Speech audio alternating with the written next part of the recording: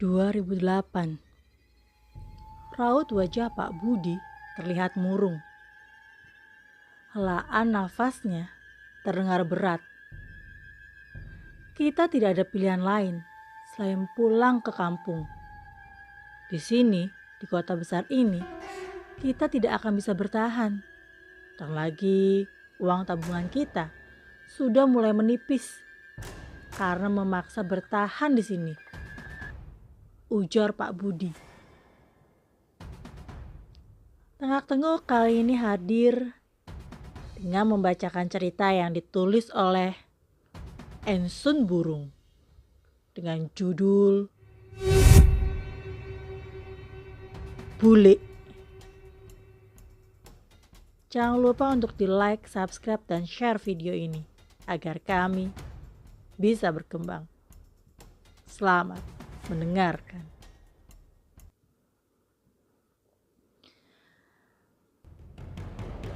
Ia menatap istrinya yang duduk di sampingnya. Ya, aku setuju kalau kita pulang ke kampung saja. Mungkin di kampung kita bisa memulai usaha baru lagi. Ya, kamu benar. Dengan sisa tabungan, kita akan membuka usaha di sana. Tapi, apakah anak-anak akan setuju? Tanya istrinya ragu. Untuk saat ini, kita tidak perlu pendapat mereka. Kalaupun mereka tidak setuju, apa yang bisa kita lakukan? Kita tidak punya pilihan.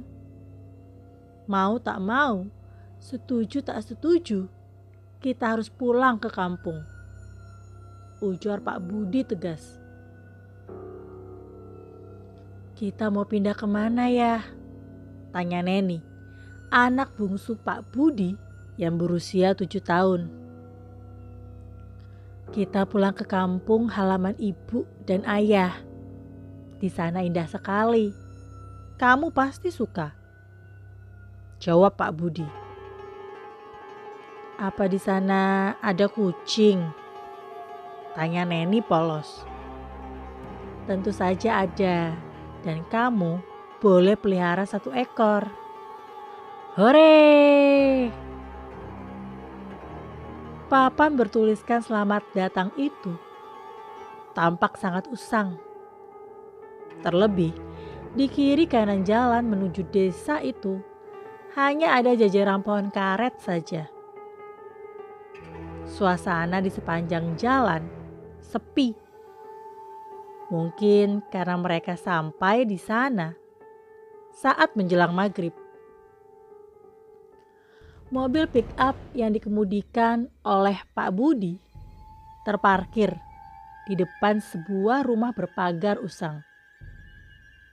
Rumah itu tampak gelap gulita. Halamannya pun sudah dipenuhi rumput liar yang tinggi. Pak Budi berjalan ke arah rumah yang berjarak puluhan meter dari rumah itu. Jangan bilang kalau ini rumah yang mau kita tempati, Bu. Tanya Randy yang merupakan anak kedua di keluarga itu. Ibunya hanya terdiam. Ia sepertinya tak mau menjawab pertanyaan itu. Tidak berapa lama, Pak Budi kembali. Ia tersenyum dan memperlihatkan kunci rumah yang dipegangnya. Yah, ini serius kita mau tinggal di sini? Tanya Mary yang sedari tadi diam. Iya, rumah almarhum kakekmu ini sebenarnya masih cukup bagus. Hanya saja tidak terawat. Kalau besok kita pangkas rumput-rumput liar itu, kalian akan melihat keindahan rumah ini, ujar Pak Budi. Mary dan Randy terlihat lesu setelah mendengar jawaban sang ayah. Berbeda dengan Neni yang terlihat cukup bahagia. Untuk malam ini, kita tidur di rumah sana dulu. Besok kita mulai bebersih rumah ini, ujar Pak Budi lagi sambil menunjuk ke arah rumah yang ia datang tadi. "Numpang tidur di situ?" tanya Mary. "Enggak ya, lebih baik aku tidur di sini saja," sahut Randy. Pak Budi saling berpandangan dengan istrinya. Kedua anak mereka itu memang lumayan keras kepala.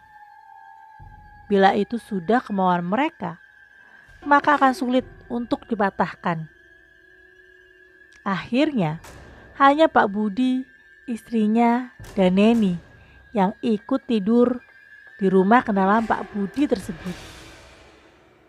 Mary dan Randy tidur di pick up yang memang sudah dipakaikan terpal sebagai penutup. Pagi-pagi sekali, Pak Budi sudah membangunkan kedua anaknya itu untuk mengajak mereka sarapan bersama.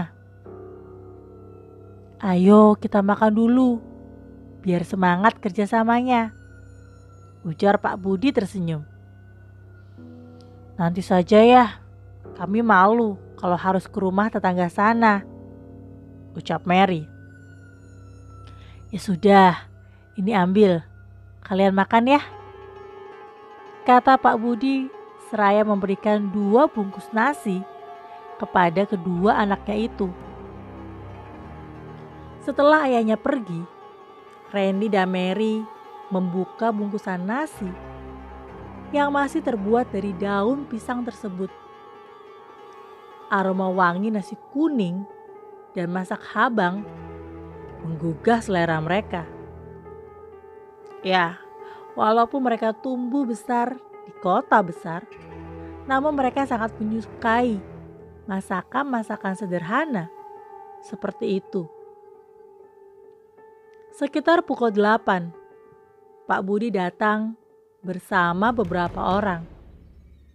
Masing-masing mereka membawa peralatan seperti parang, cangkul, selang air, dan lain-lain. Mereka membantu keluarga Pak Budi untuk membersihkan area rumah dari rumput-rumput liar yang memang sudah sangat tinggi. Sementara itu, Mary dan ibunya mulai membersihkan bagian dalam rumah yang sudah penuh dengan debu dan kotoran kelelawar. "Kita bersihkan bagian kamar dulu, Mer, supaya malam ini kita sudah bisa tidur di sini," ujar ibunya. "Rumahnya besar juga ya, Bu," celoteh Neni yang bermain di atas alas yang baru saja digelar oleh ibunya. "Kamu jangan kemana-mana ya, di sini saja mainnya." "Iya, Bu," jawab Neni sambil terus memainkan mainannya. Selang yang dipinjamkan oleh orang-orang tadi sangat membantu mereka untuk menyiram dan membersihkan area kamar. Setelah 1 jam berlalu, akhirnya satu kamar yang lumayan besar itu berhasil dibersihkan. Mary membuka jendela yang tadi sudah ia bersihkan juga. Jendela itu mengarah ke halaman samping rumah yang masih dibersihkan oleh Pak Budi. "Mary, bantu ibu bersihkan kamar yang ini lagi dong," panggil ibunya.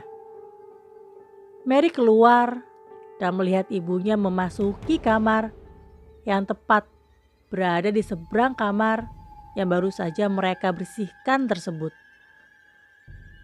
"Rumah ini ada berapa kamar, Bu?" tanya Mary. "Kata ayahmu ada 3 kamar. Mungkin satunya ada di ruangan lain. Nanti kita cari. Yang pasti kita bersihkan ini dulu." Mary mengangguk, meski tangannya sudah sakit karena menyikat lantai dan dinding.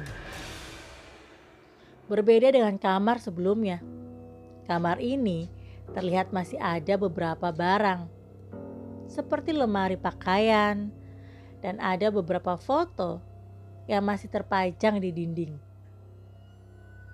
Ini foto saat ayah masih muda, Bu, tanya Mary, mendekatkan wajahnya ke arah foto tersebut. Iya, Mary mengangguk. Kita apakan fotonya, Bu? Biarkan saja dulu, Mer. Nanti kalau di luar sudah bersih, akan ibu pindahkan fotonya keluar. Kalau lemari ini, masih baguskah lemarinya? Ujar ibunya balik bertanya, sembari memeriksa keadaan lemari itu. Coba kamu panggil Randy dulu, Mer, suruh ibunya. Mary tak banyak tanya. Ia langsung memanggil Randy keluar. Kenapa, Bu? Tanya Randy setelah masuk ke dalam kamar. Itu, tolong bantu ibu dan Mary memindahkan lemari ini keluar. Namun baru saja akan mengangkatnya.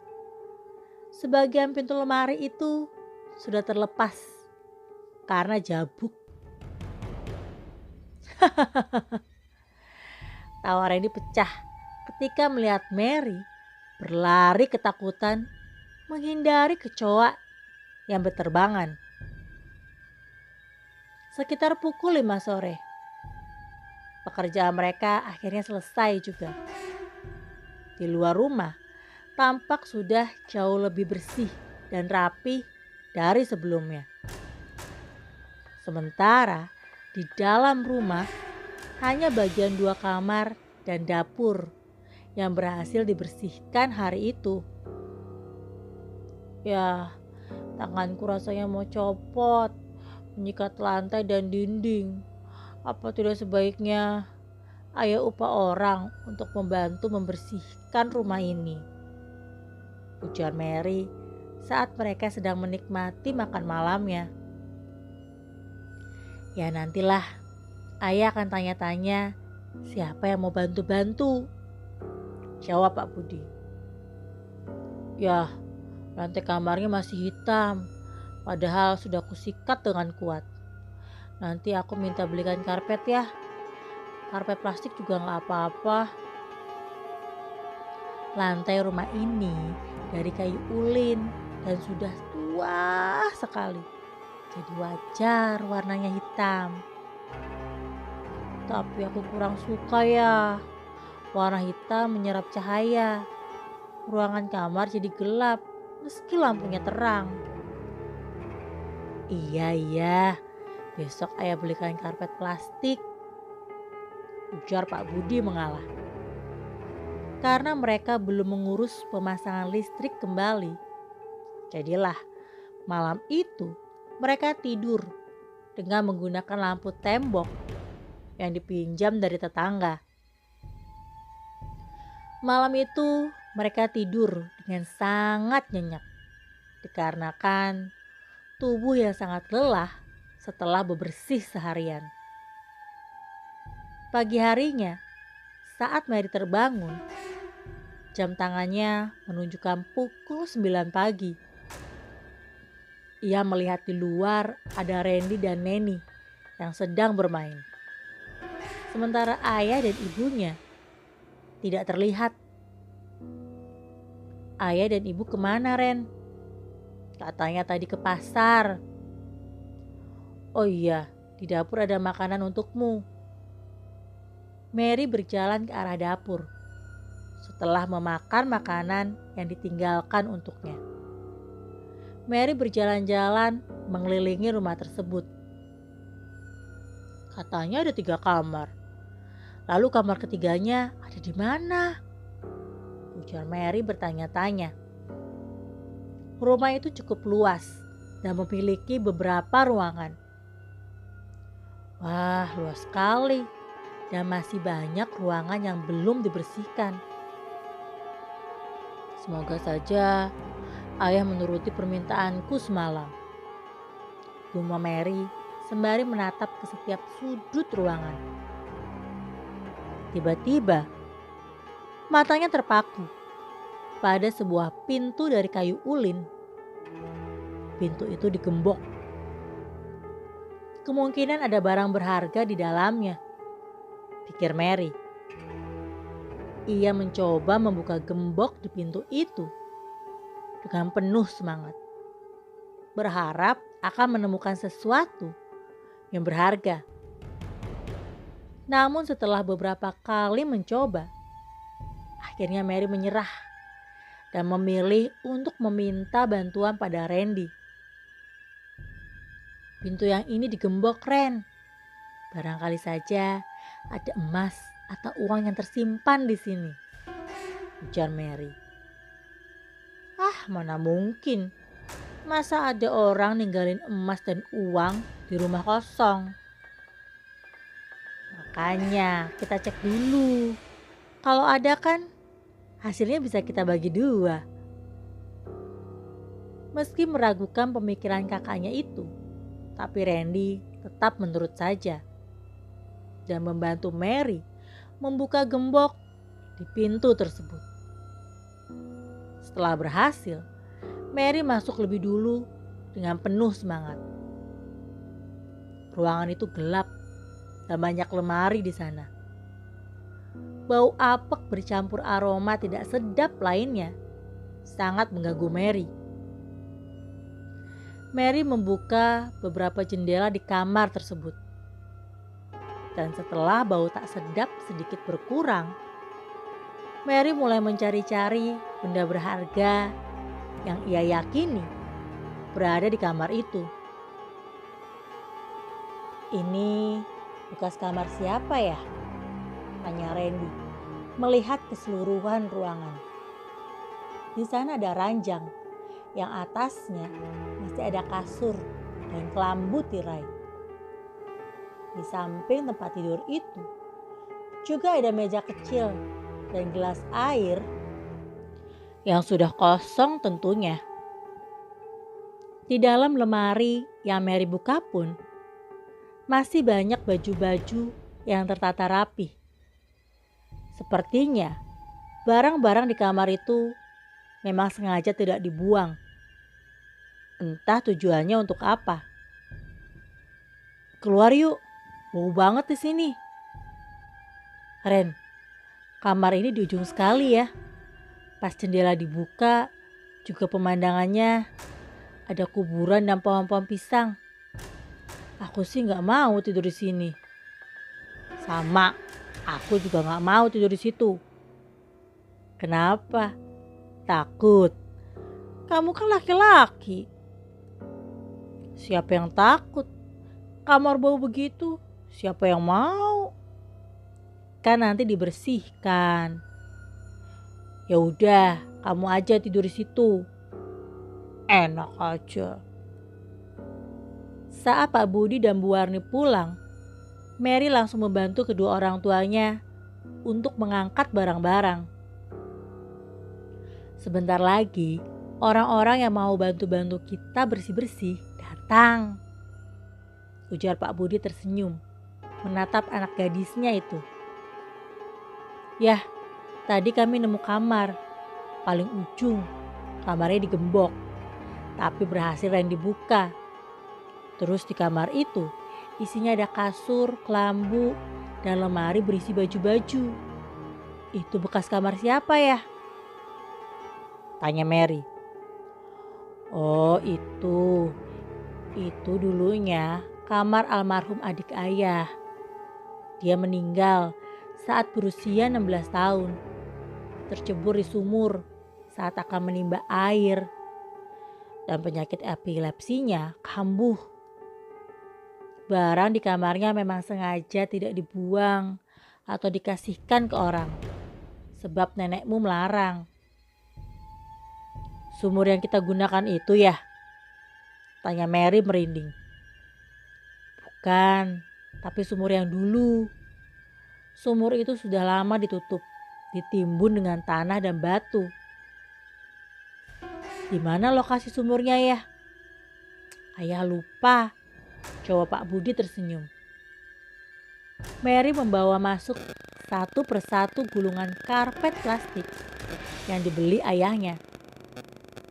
Salah satunya ia letakkan di dalam kamar yang nantinya akan dia gunakan sebagai kamar tidurnya.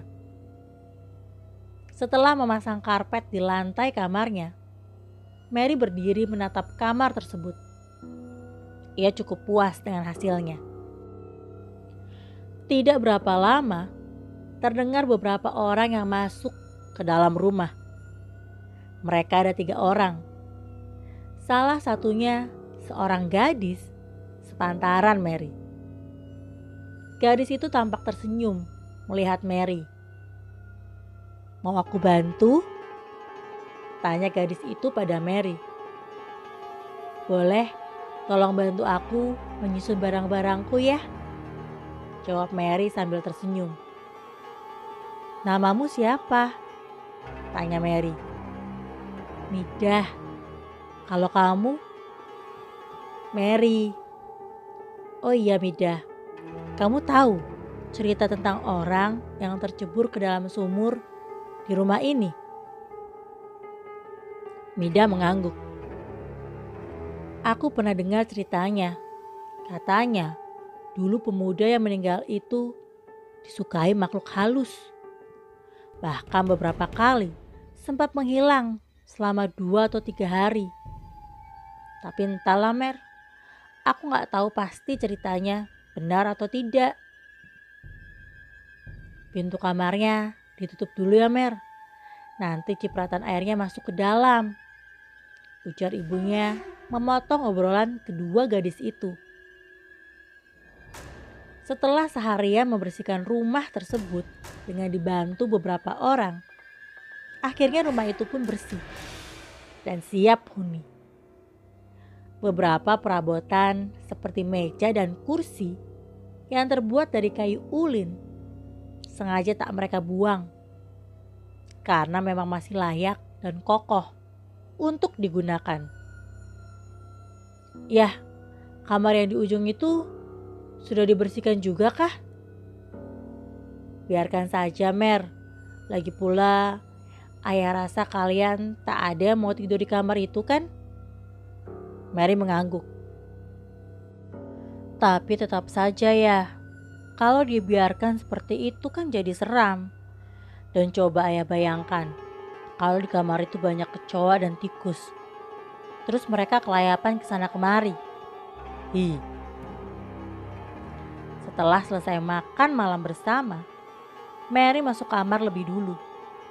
Sementara ayah dan ibunya masih mengobrol di dapur. Begitu juga dengan Randy dan Neni yang masih bercengkrama di atas kursi ulin di dapur. Mary mengeluarkan buku bacaannya dari dalam kotak yang penuh berisi buku. Mary membaringkan tubuhnya yang terasa penat di atas kasur tipis itu. Ya, tak banyak yang bisa mereka bawa dari rumah mereka di kota. Hanya kasur tipis dan beberapa barang mereka yang bisa dibawa. Dengan mobil pick up itu. Kata ayahnya, di sini nanti mereka akan membeli lagi barang-barang seperti punya mereka dulu. Dalam beberapa saat saja, Mary sudah terlelap dalam tidurnya. Namun, suara langkah mondar-mandir di depan kamarnya membuat Mary kembali membuka matanya. Ia merasa sangat terganggu dengan suara langkah kaki mondar-mandir di luar sana, yang seperti disengaja dengan menghentak-hentakkan kaki agar menimbulkan suara gaduh.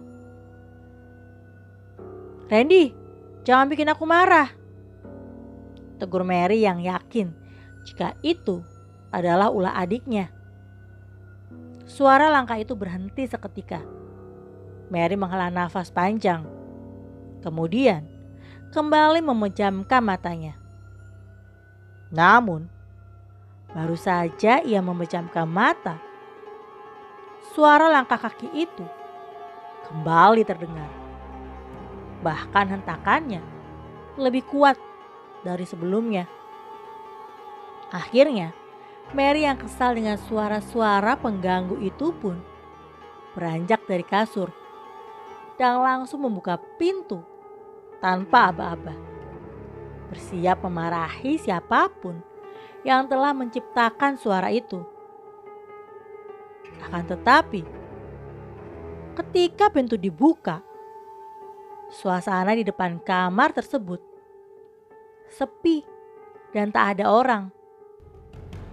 Mengira kalau Randy sudah bersembunyi di kamar orang tua mereka, Mary lantas masuk ke kamar itu. Tapi ternyata di dalam kamar itu pun tak ada siapapun. Dengan wajah kesal, Mary berjalan ke arah dapur dan melihat orang tuanya beserta Randy dan Nenny masih ada di sana. "Mau kue, Mer?" tanya ibunya.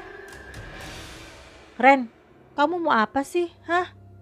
Aku capek, ngantuk. Kamu malah mondar-mandir di depan kamar.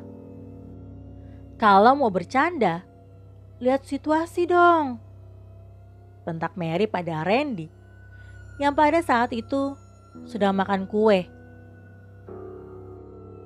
"Hah? Kok aku? Aku dari tadi di sini, Mer. Tanya ayah ibu sama Nenny kalau nggak percaya," balas Randy tak terima dituduh. "Iya, Mer. Randy sama Nenny dari tadi di sini kok. Mereka nggak ada yang masuk ke dalam," ucap ayahnya. Mary terdiam. Ia masih tak percaya. Tapi ayahnya tak pernah sekalipun berbohong kepadanya. "Mungkin yang kamu dengar itu suara-suara tikus berlarian. Maklumlah, Mer, ini kan rumah sudah lama tidak ada yang menempati. Jadi ya wajar kalau banyak tikus." "Mana ada suara tikus kayak orang lagi jalan gitu," gerutu Mary lalu berbalik masuk ke dalam. "Aneh," sahut Randy. "Semalam aku mendengar seperti ada suara orang tertawa di luar jendela," ujar ibunya Mary pada suaminya yang saat itu sedang menikmati sarapan paginya. "Paling suara hewan. Bagaimana kalau kita adakan acara selamatan di rumah ini? Ya bagaimanapun kan rumah ini sudah sangat lama tidak ada yang menempati. Jadi wajar kalau ada jin yang tinggal di sini. Baiklah, nanti kita adakan acara selamatan ya. Bagaimana kalau malam Jumat ini? Boleh, semakin cepat justru semakin bagus kan?" Sore itu orang-orang yang diundang oleh Pak Budi mulai berdatangan. Acara selamatan di rumah itu berjalan dengan lancar. Dimulai dari Nenny yang menangis terus-terusan hingga kejang-kejang. Matanya lekat menatap ke sudut ruangan, membuat Mary yang melihat itu menjadi merinding. Bukannya menjadi tenang setelah acara selamatan itu diadakan. Rumah itu menjadi jauh lebih menyeramkan. "Nenny, saat kamu nangis malam itu, kamu nunjuk-nunjuk ke sudut sana. Memangnya di sana ada apa?" tanya Mary pada Nenny yang sedang bermain. Mendengar pertanyaan kakaknya itu, Nenny langsung menyembunyikan wajahnya di lengan Mary, seperti orang ketakutan. "Ada apa, Nenny?" "Nenek-nenek itu menyeramkan, Kak. Wajahnya gosong, kepalanya botak, giginya taring semua," ujar Nenny mulai menangis. "Nenek-nenek?" Nenny mengangguk dan tangannya semakin erat memeluk lengan Mary. "Kenapa adikmu menangis, Mer?" "Bu, ibu ngerasa aneh gak sih sama rumah ini?" "Aneh gimana?" "Suara derap langkah kaki di malam hari suara orang nangis, suara orang ketawa. Dan nenek bilang pada malam itu penyebab dia nangis karena melihat penampakan nenek-nenek menyeramkan. Ibunya tak menyahut. Bu, permisi, ucapnya seseorang dari luar. Bu Warni lantas keluar untuk melihat siapa yang datang. Rupanya yang datang adalah Midah. Ia membawa beberapa macam makanan mentah seperti singkong dan ubi. Ini dari ibu saya, ucap Midah tersenyum. Masuk dulu yuk, main sama Mary. Dengan sopan, Midah mengikuti Bu Warni masuk ke dalam rumah. Kamu dah, sapa Mary saat melihat Midah masuk ke dalam rumah bersama ibunya. Duduk, Acil mau ke dapur dulu ya, ujar Bu Warni sembari tersenyum kepada Midah. Sepeninggal ibunya ke dapur, Midah dan Mary mulai mengobrol. Mulai dari topik yang ringan hingga ke kejadian aneh yang dia alami keluarga Mary semenjak tinggal di rumah tersebut. Kata ayahku, suara orang ketawa dan nangis-nangis tengah malam itu kemungkinan ODGJ. Karena katanya di sini ODGJ dibiarkan berkeliaran. Memangnya benar seperti itu dah? Dulu memang ada ODGJ di desa ini. Tapi dia sudah meninggal 3 tahun yang lalu, Mer. Setauku selain dia, tidak ada lagi ODGJ di desa ini. Malam itu, setelah acara selamatan, Neni nangis sampai kejang-kejang. Matanya lekat menatap ke satu sudut. Dan hari ini saat aku tanya, Neni malah nangis lagi dan menutup wajahnya di lenganku. Katanya ada nenek-nenek berwujud menyeramkan di sudut sana dah. Mer, kamu mau ikut aku? Kemana? Aku ingin mengajakmu ke rumah nenek Talim. Beliau orang paling tua di desa ini. Aku rasa beliau pasti tahu tentang kejadian-kejadian di rumah ini sebelumnya. Mendengar itu, Mary langsung mengangguk. Setelah mengambil tasnya, Mary lantas berpamitan pada sang ibu yang sedang memasak kue di dapur. Aku mau jalan-jalan sama Midah ya, Bu. Iya, hati-hati ya. Mary dan Midah berjalan menyusuri jalanan desa yang cukup sepi tersebut. Sepi ya?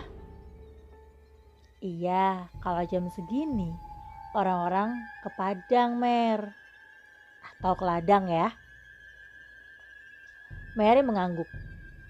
Itu rumahnya, Mer, ujar Midah menunjuk ke sebuah rumah kayu kecil dengan halaman yang dipenuhi jajaran pohon mangga dan rambutan. Terlihat seorang nenek tua yang sedang membelai kucingnya di teras rumah kecil itu. Nenek, ini saya Midah. Saya kemari bersama teman saya, anak Pak Budi. Aku tidak terlalu mengerti bahasa Banjar dah. Apa beliau tidak bisa bahasa Indonesia? Si nenek menoleh ke arah Mary dan hampir membuat Mary berteriak ketakutan. Kenapa takut, Cuk? Tanya nenek Talim terkekeh. Dulu, waktu aku masih berumur belasan tahun, rumah sawah, gubuk tempat penyimpanan padi dan beristirahat petani. Rumah sawah milik kami terbakar. Padahal di dalam gubuk itu masih ada beberapa karung padi yang belum sempat kami bawa pulang. Tidak bisa memikirkan apa-apa lagi. Aku langsung masuk ke dalam gubuk kami itu, berusaha mengeluarkan karung-karung berisi padi yang ada di dalam. Namun baru 2 karung yang berhasil aku keluarkan. Tiba-tiba balok yang digunakan untuk menyangga loteng-loteng kecil tempat menaruh padi saat banjir jatuh dan menimpa wajahku dalam keadaan yang masih berapi-api. Aku masih sangat jelas mengingat kejadian itu. Beruntungnya aku berhasil keluar setelah terkena runtuhan balok itu. Setelah diterjemahkan oleh Midah, Mary menatap iba pada nenek Talim. Wajah tuanya itu dihiasi dengan bekas luka bakar. Bahkan sebelah matanya tidak bisa dibuka lagi. Itu sudah cerita lama. Jadi kalian berdua kesini ini mau apa? Ujar nenek Talim. Dia ini mau tahu cerita tentang rumahnya, Nek. Karena sejak awal mereka datang itu seperti sudah mengalami gangguan. Katanya kalau malam sering ada suara seperti orang menangis, orang tertawa. Rumah bekas Kardiman itu memang banyak iblisnya. Dulu di rumah itu bekas pembunuhan satu keluarga. Anaknya yang selamat malah bunuh diri di rumah itu juga. Rasanya seingat nenek, anak itu berusia 17 tahun. Lalu setelah itu, rumah tersebut dibeli oleh almarhum kakekmu. Rumah itu direnovasi sampai jadi bagus seperti sekarang. Tapi tidak lama, rumah itu kembali memakan korban lagi, yaitu adik ayahmu. Jadi yang gak beres itu memang dasar rumah dan tanahnya ya, Nek? Tanya Mary. Oh iya, seingatku, dulu di tanah rumah itu ada pohon beringin. Pohonnya besar sekali. Pohon tersebut ditebang dan yang tukang tebang meninggal semua setelahnya. Ada yang meninggal mendadak setelah 2 hari sehabis menebang pohon itu. Ada yang 4 hari, seminggu. Pokoknya semua yang menebang pohon tersebut meninggal. Mary terdiam mendengar cerita nenek Talim. Kita pulang yuk, Mer. Nanti kamu dicariin ibumu, ujar Midah mengacaukan lamunan Mary. Setelah berpamitan dengan nenek tua itu, kedua gadis itu pun langsung berjalan pulang. Aku duluan ya, Mer. Kamu gak mampir ke rumah dulu? Nanti saja, Mer, kapan-kapan, jawab Midah sebelum pergi meninggalkan Mary. Mary berjalan pelan menuju rumahnya. Iya, Mer. Rumah ini berhantu.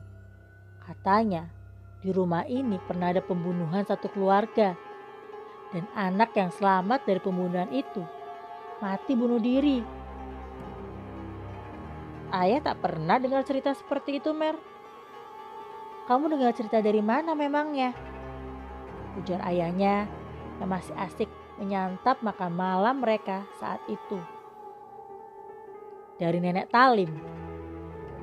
Mer, kalaupun cerita itu benar, memangnya kenapa kalau kita menempati rumah ini? Kan kamu tahu sendiri kalau orang yang sudah meninggal itu tidak bisa jadi hantu. Katanya di tanah ini sebelum rumah ini dibangun, dulunya ada pohon beringin. Dan ketika pohon itu ditebang, semua para penebangnya meninggal mendadak ya. Lalu setelahnya keluarga yang tinggal di rumah ini dibunuh. Anaknya yang selamat malah bunuh diri. Kemudian setelah rumah ini dijual dan lalu dibeli oleh kakek, gak lama setelah itu adik ayah meninggal kan? Coba ayah pikirkan, Apa itu kebetulan? Lalu kalau benar, apa yang harus kita lakukan, Mer? Tanya Pak Budi menghentikan makannya, lalu menatap Mary. Kita pindah ya. Pak Budi menghela nafas panjang. Kamu tahu kan kenapa kita sampai pindah ke sini? Aku tahu, tapi sudah Mer. Ayah tahu kamu kesal karena kita pindah ke kampung. Tapi sekarang kita benar-benar tidak ada pilihan. Uang yang kita tabung selama ini sudah sangat menipis. Dan hanya di sini harapan kita untuk membuka usaha mungkin bisa berjalan lancar. Mary terdiam. Kepalanya tertunduk menatap butiran-butiran nasi dan lauk di dalam piringnya yang masih tak tersentuh. Mary beranjak dari dapur dan masuk ke dalam. Ia berbaring di kasur itu dengan berbagai macam perasaan yang sulit dia ungkapkan. Mer, panggil Randy. Makan dulu yuk, ini kubawakan untukmu. Aku gak lapar. Nanti masuk angin. Mer, kamu tahu gak? Sebenarnya aku juga pernah melihat sesuatu dari jendela dapur. Awalnya kukira ada maling. Tapi setelah kuintip, aku lihat ada perempuan berdiri di depan jendela itu. Aku sih gak lihat wajahnya karena dia membelakangi jendela. Tapi aku bisa mencium bau kencur yang menyengat dari luar jendela. Kurasa perempuan itu bukan manusia. Lanjut Randy pelan. Mary bangun dari kasur dan menatap serius wajah adiknya itu. Kan? Berarti bukan cuma aku yang merasakan hal-hal ganjil di rumah ini. Dan dari cerita nenek Talim, bisa aku simpulkan kalau setiap orang yang tinggal di sini akan mati. Tapi sampai sekarang ayah enggak kan? Bagaimana kalau nanti? Ah Mary, jangan ngomong begitu dong. Omonganmu itu sama saja seperti mendoakan. Ngomong tuh yang baik-baik. Makanya aku mau pindah dari rumah ini sesegera mungkin Ren. Sebelum terjadi sesuatu sama keluarga kita. Sulit Mer. Kamu tahu kan ayah gimana? Tapi kurasa itu hanya makhluk halus penunggu rumah ini Mer. Namanya juga rumah yang sudah lama kosong kan? Jadi wajar kalau ada mereka. Saat kedua kakak beradik itu masih asik mengobrol, tiba-tiba buku-buku Mary jatuh dari atas meja. Padahal tidak ada siapapun yang menyenggolnya. Randy langsung merapatkan tubuhnya pada sang kakak. Apa itu tadi Mer? Belum sempat menjawab. Dari luar terdengar suara tangisan Neni yang sangat kencang. Bergegas, mereka berdua keluar untuk melihat apa yang terjadi. Ada apa Neni? Kok kamu nangis? Ibu kak, ibu. Ujar Neni yang saat itu sudah berada dalam pelukan kakaknya.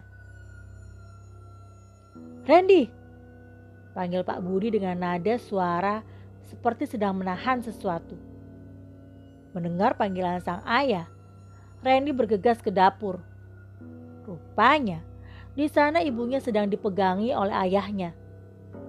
Terlihat tangan Pak Budi sudah terluka akibat sayatan dari pisau yang dipegang erat oleh Bu Warni.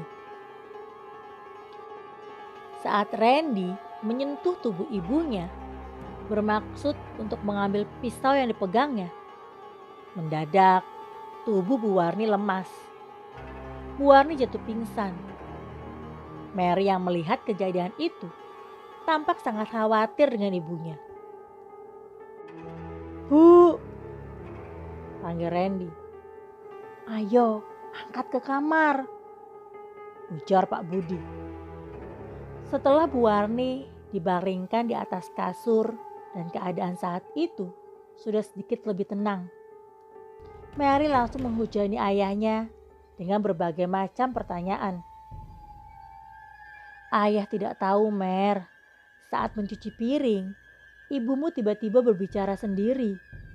Entah, ayah pun tidak mendengar dengan jelas apa yang dia gumamkan tadi. Lalu ibumu beranjak dengan pisau di tangannya. Tanpa aba-aba, ibumu langsung menebaskan pisau itu pada ayah." "Ibu kesurupan?" tanya Randy. Pak Budi terdiam.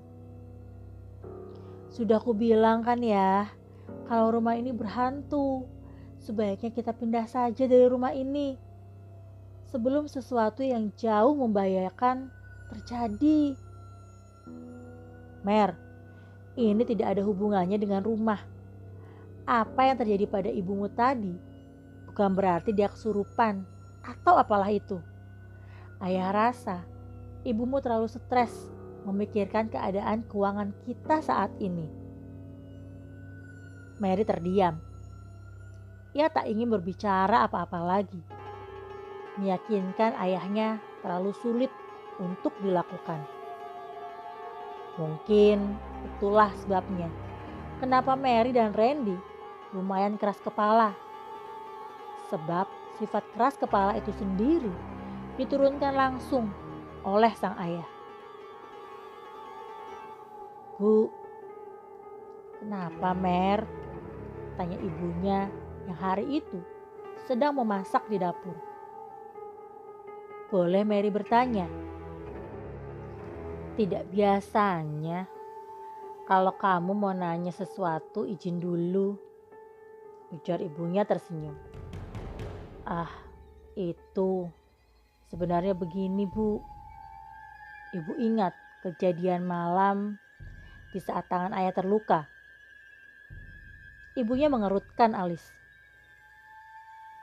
Ibu tidak ingat pasti. Saat itu, ibu merasa sangat mengantuk. Lalu ibu tidur. Tapi ibu masih bisa mendengar suara kalian seperti ribut-ribut.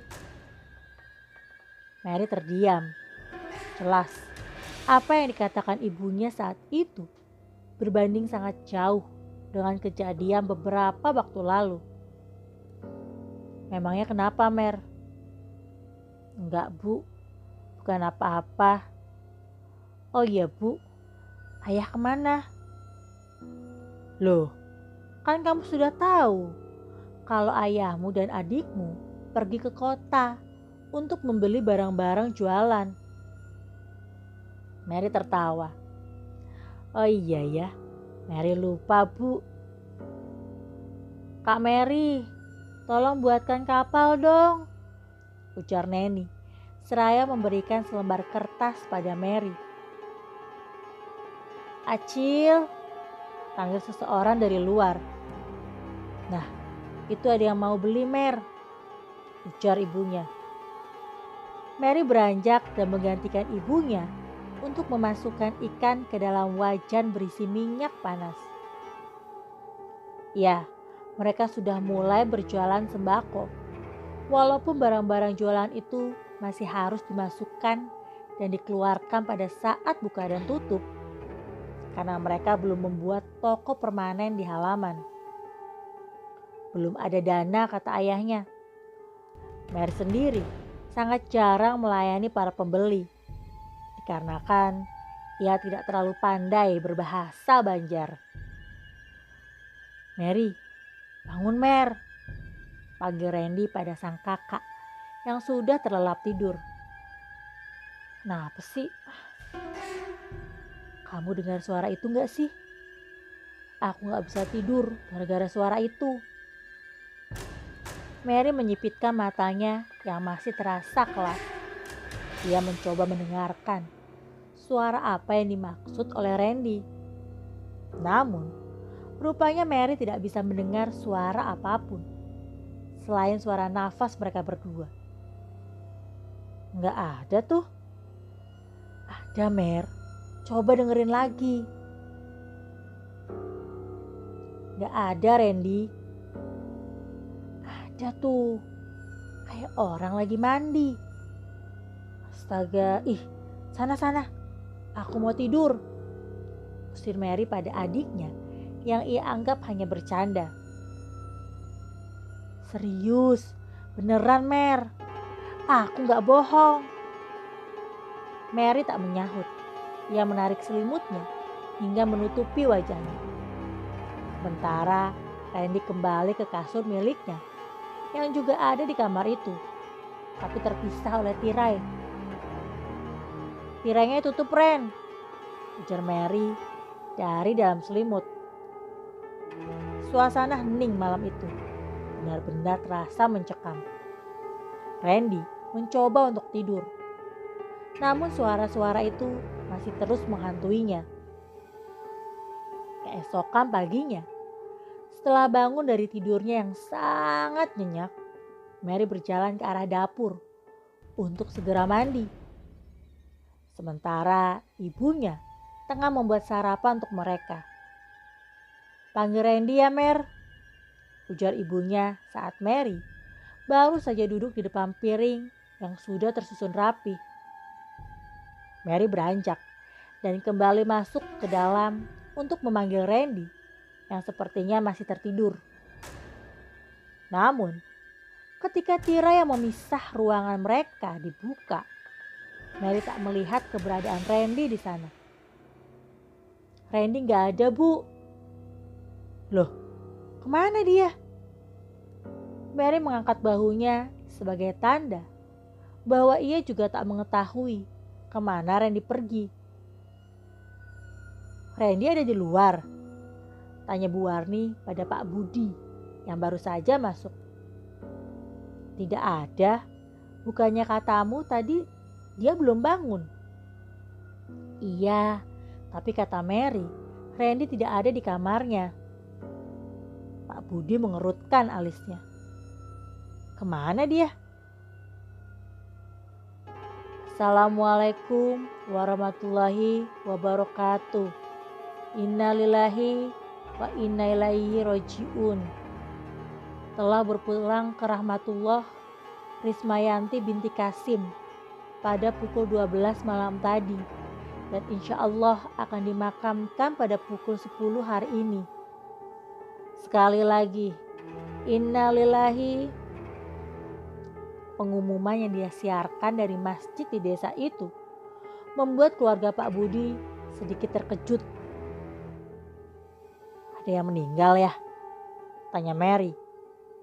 Iya, nanti kita melayat ke sana, ujar Bu Warni. Permisi. Bu Warni bergegas ke depan untuk melihat siapa yang datang. Maaf Cil, kata mama saya disuruh ke rumah Acil. Barangkali Acil mau melayat tapi tidak tahu rumahnya, ujar Midah. Oh iya, Acil memang ingin pergi melayat dah. Ayo masuk dulu, kita sarapan sama-sama ya. Saya sudah sarapan Cil, tadi baru saja sebelum kemari, ucap Midah menolak halus ajakan Bu Warni. Ya sudah, kalau begitu tunggu Acil di dalam ya. Saya menunggu di sini saja Cil, tolak Midah sambil tersenyum. Baiklah, tunggu sebentar ya. Inggih. Bu Warni masuk meninggalkan Midah yang duduk di luar rumah seorang diri. Entah kenapa, gadis itu tak mau masuk ke dalam rumah. Siapa Bu? Midah. Mary membulatkan bibirnya sambil mengangguk dan ia kembali melanjutkan makannya. Bu Warni melihat proses pemakaian kain kafan pada almarhumah Rismayati tersebut. Masih muda sekali ya, ujar Bu Warni. Setelah mereka pulang melayat. Iya, masih 23 tahun. pendarahan setelah melahirkan. Kalau kata kita naik ke aliran, jawab ibunya Midah. Bu Warni mengangguk. Kasihan bayinya, gumam Mary. Sesampainya mereka di rumah, Bu Warni belum juga melihat keberadaan Randy. Tidak biasanya Randy pergi tidak ada izin sama sekali, ujar Bu Warni. Hingga malam hari, Randy belum juga pulang, membuat kedua orang tuanya menjadi gelisah dan khawatir. Tiba-tiba, Mary teringat sesuatu. Yah, ayah ingat gak? Dulu almarhum adik ayah juga pernah menghilang beberapa kali sebelum meninggal kan? Hanya Pak Budi melotot. Ia seperti mengingat sesuatu. Dan belum sempat Mary menyelesaikan perkataannya, Pak Budi langsung keluar rumah. Entah kemana Pak Budi pergi saat itu. Tidak berapa lama, Pak Budi datang bersama dua orang tetangga. Kalian tunggu di rumah saja ya. Ayah akan pergi mencari Randy, ujar Pak Budi berpamitan. Kemana? Tanya Bu Warni terdengar sangat panik. Tak menjawab pertanyaan istrinya, Pak Budi lantas mengajak dua tetangganya itu untuk bergegas pergi. Mary dan ibunya menunggu kedatangan Pak Budi dengan perasaan gelisah. Terlihat di atas karpet, Neni sudah tertidur lelap. Ya Tuhan, semoga semuanya baik-baik saja, ucap ibunya mulai terisak. Randy pasti baik-baik saja, Bu. Sekitar 1 jam berlalu, terdengar suara orang ribut-ribut di luar rumah. Rupanya, yang datang adalah Pak Budi dan beberapa orang yang membopong tubuh Randy. Randy kenapa ya?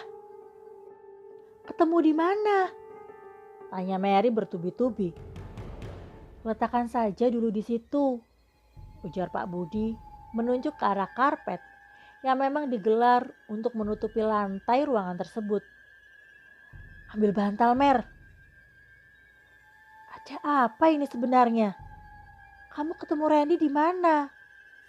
Tanya Bu Warni dengan suara bergetar. Kami bertemu dia saat akan pergi mencari ikan tadi. Dia seperti orang linglung. Dia cuma berdiri dan diam di bawah pohon beringin itu. Cerita salah satu bapak-bapak yang di pinggangnya masih terdapat tempat wadah ikan yang digantung pada tali pengganti sabuk. Mary tak bisa berkata-kata. Entah apa yang terjadi pada adik laki-lakinya itu. Terbesit rasa penyesalan di hati Mary saat mengingat ia yang tidak mempercayai apa yang dikatakan oleh Randy di malam sebelum Randy menghilang. Semalaman Mary berusaha untuk tidak tertidur dan terus menemani sang adik. Namun, seberapa kuat pun ia menahan rasa kantuknya, Mary akhirnya tertidur. Di sana juga ada ayah, ibu, dan juga Neni yang memang sudah tidur sejak tadi. Brak! Mary terbangun karena suara itu. Dalam keadaan yang masih setengah sadar, Mary melihat bayangan Randy bersama seseorang. Randy! Jerit Mary. Cerita Mary tersebut sampai membangunkan orang tuanya. Bersamaan dengan itu, dari masjid terdengar azan subuh sudah berkumandang. Kenapa, Mer? Tanya Bu Warni. Randy, Bu. Aku melihat Randy pergi sama seseorang. Alis Pak Budi mengkerut. Itu Randy, Mer. Tunjuknya pada Randy yang masih belum sadarkan diri. Mary terdiam. Ia terus memikirkan apa artinya itu tadi. Mungkin kamu mengigau, Mer. Apa iya? Ia mengigau. Kenapa Randy belum bangun juga ya? Tanya Mary. Pak Budi menggeleng. Besok kita cari obat untuk Randy, jawab Pak Budi. Mary menghela nafas panjang. Ia ragu untuk menceritakan apa yang sebelumnya Randy alami. Takut kalau orang tuanya tidak percaya. Tapi akhirnya, setelah pertimbangan yang cukup lama, Mary pun menceritakan apa yang Randy alami tepat di malam sebelum dia menghilang. Suara. Iya ya, Randy terus-terusan bilang kalau dia dengar suara. Tapi aku gak dengar apa-apa. Aku menyesal ya. Andai aku gak ninggalin dia tidur, mungkin Randy gak akan seperti ini, ucap Mary. Pak Budi terdiam dengan tangan yang memijit-mijit kepala. Sekarang terserah ayah mau percaya atau enggak. Tapi apa iya orang normal berdiri dan diam saja di bawah pohon beringin? Aku rasa Randy kesurupan. Sama seperti ibu waktu itu, ujar Mary. Helaan nafas dari Pak Budi terdengar. Bu Warni menatap suaminya. Ia tak mengerti dengan apa yang dikatakan oleh Mary. Memangnya ibu pernah kesurupan? Ibu tanya saja ayah. Kan ibu dan ayah selalu gak percaya sama kami. Perdebatan itu berakhir kala nenek terbangun. Mary kembali merebahkan tubuhnya. Kepalanya terasa pusing. Keesokan harinya, pagi-pagi sekali, Pak Budi pergi. Ia juga tak mengatakan apapun saat akan pergi. Entah kemanakah Pak Budi pergi. Ren, bangun ya. Maafin kakak karena udah ninggalin kamu tidur malam itu.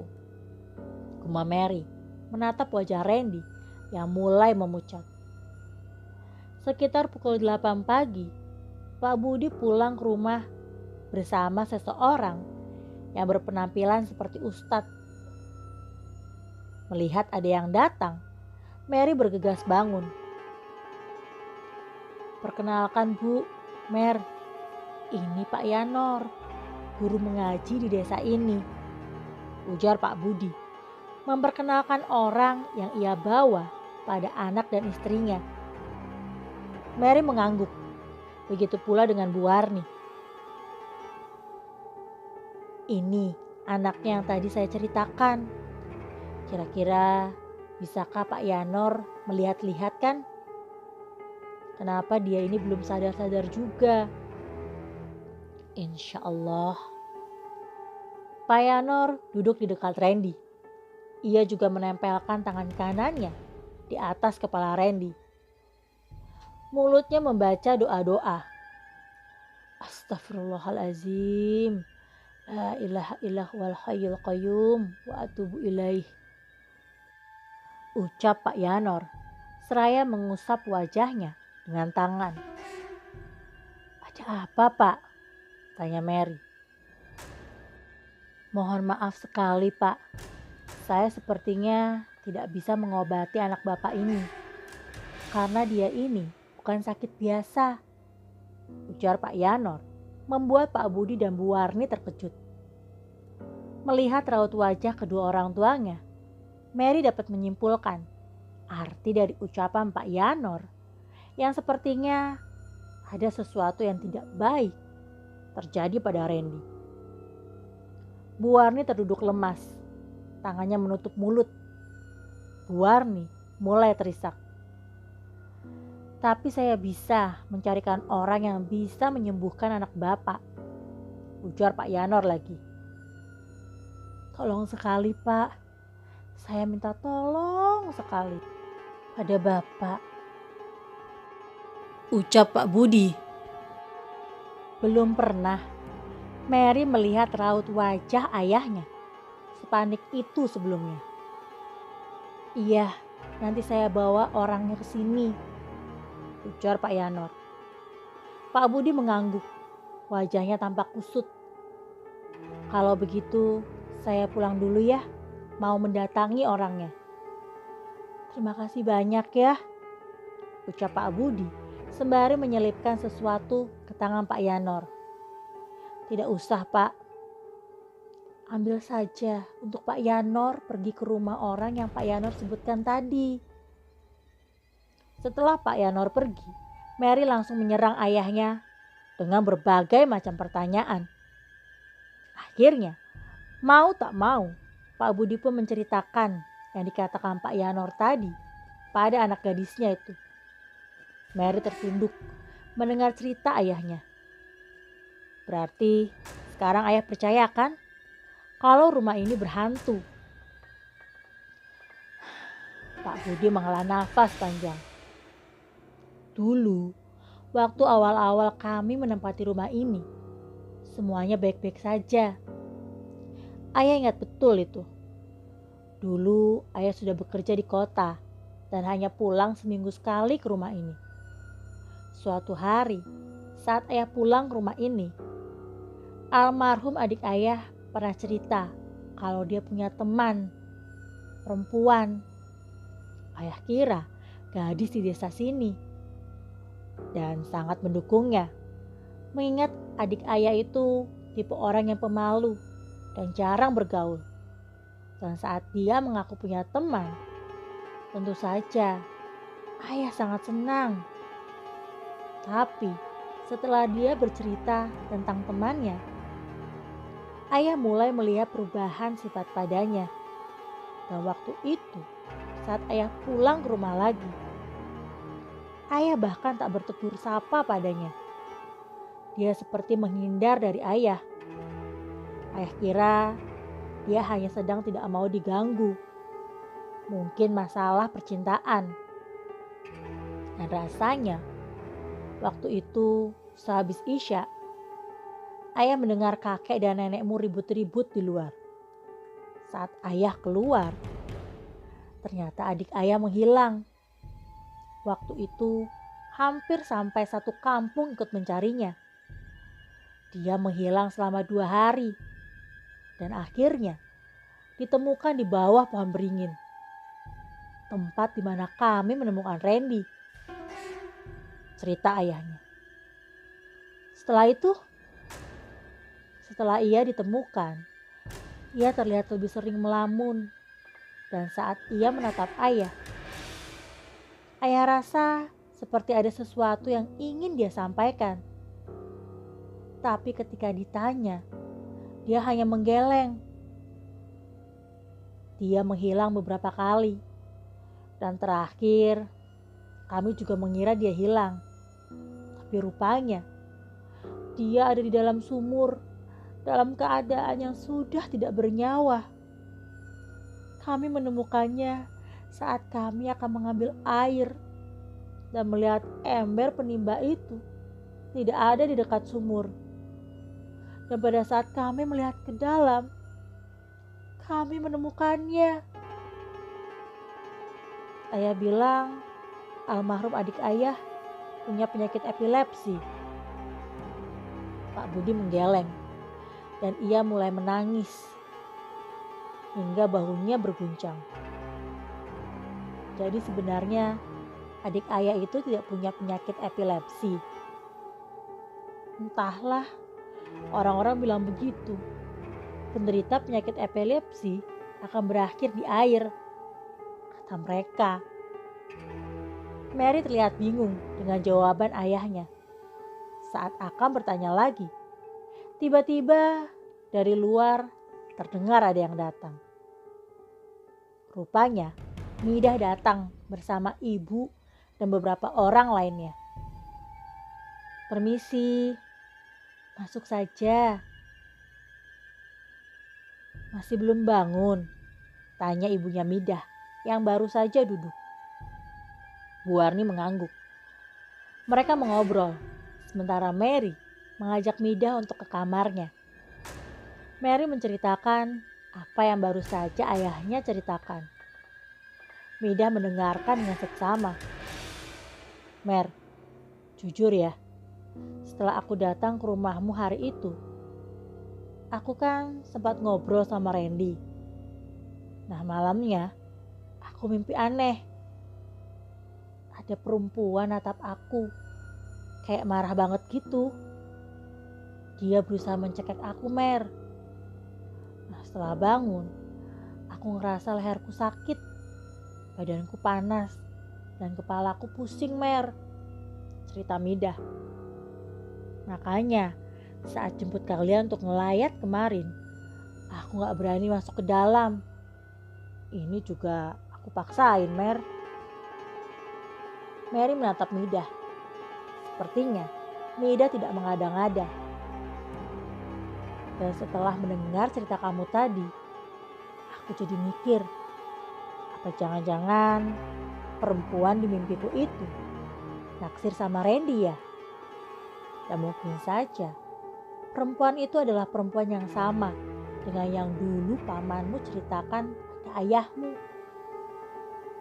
Mary terlihat berpikir, tapi apa iya? Secara katanya yang ditaksir makhluk halus itu adalah orang yang bersih, polos. Dan Randy tidak sepolos almarhum pamannya.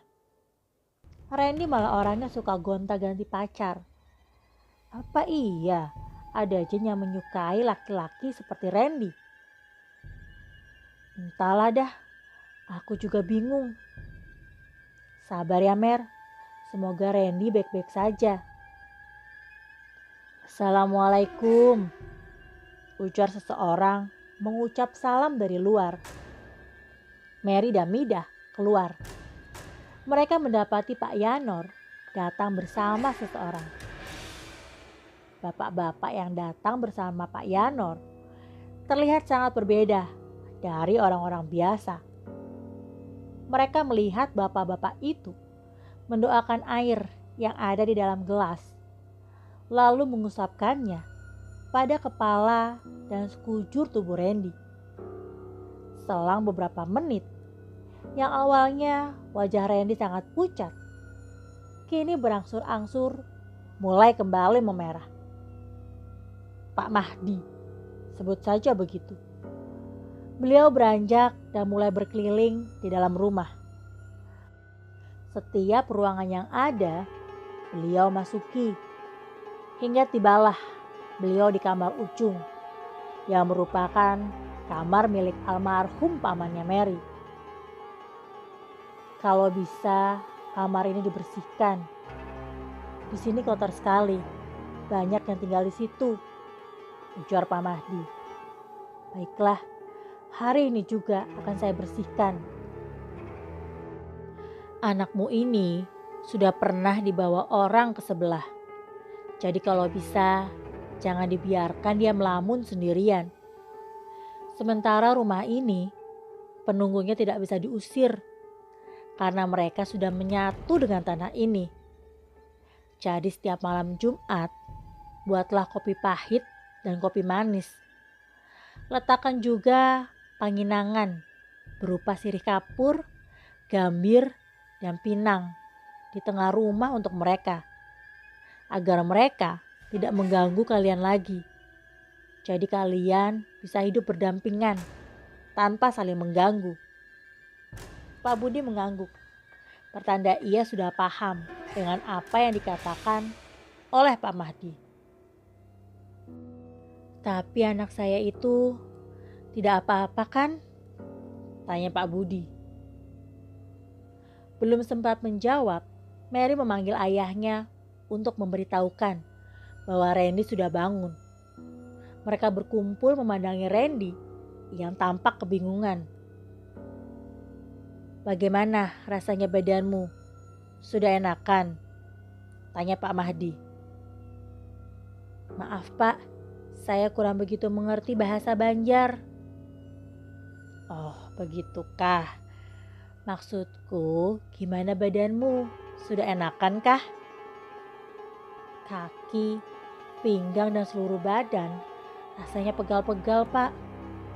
Oh iya, saya juga mimpi dibawa seorang perempuan ke sebuah rumah besar. Lalu kamu ngapain saja di rumah itu? Saya disuguhkan makanan dan minuman. Orangnya banyak di rumah itu, Pak. Dan semuanya ramah-ramah, baik-baik sama saya. Pak Mahdi mengangguk. Kamu memang sudah diajak mereka ke alam sebelah. Untungnya kamu tidak terlalu lama di sana. Kalau cukup lama, maka kamu tidak akan bisa kembali ke dunia ini lagi. Randy terperangah mendengar penjelasan dari Pak Mahdi. Ia menatap Mary yang ada dengan ibunya bergantian. Kalau ada apa-apa, kamu bilang sama aku ya, Ren. Aku janji akan percaya sama kamu. Apapun itu. Ujar Mary menatap adiknya tersebut. Randy tersenyum menatap kakaknya. Jangan gitulah. Geli tahu. Biasa aja. Jangan sok perhatian gitu. Ujar Randy membuat Mary kesal. Seminggu berlalu setelah kejadian itu. Dan apa yang disarankan oleh Pak Mahdi pun sudah dilakukan oleh keluarga Pak Budi. Benar saja, semenjak saat itu mereka sudah tidak pernah lagi diganggu. Ya, walaupun tidak sepenuhnya. Terkadang Mary, Randy, dan Neni masih mendengar suara-suara aneh, namun tidak sesering dan separah dulu. Ceritanya selesai sampai di sini. Terima kasih yang sudah mendengarkan dan terima kasih kepada penulisnya, Ensun Burung. Sampai jumpa di lain waktu dengan cerita yang berbeda. Assalamualaikum warahmatullahi wabarakatuh.